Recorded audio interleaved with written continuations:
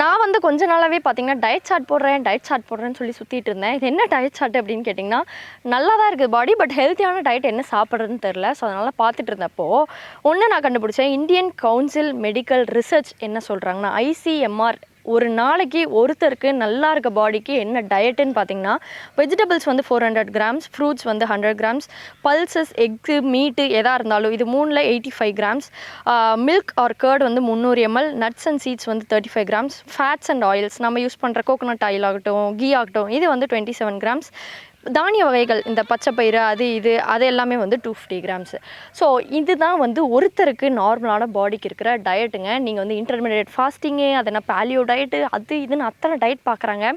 நான் வந்து எந்த காரணத்தை கொண்டு வந்து அதெல்லாம் பண்ணக்கூடாதுன்னு இருக்கேன். ஏன்னா அது எல்லாமே சோஷியல் மீடியாவில் ட்ரெண்ட் ஆகிற ஒரு விஷயம் தான், வேறு எதுவுமே கிடையாது.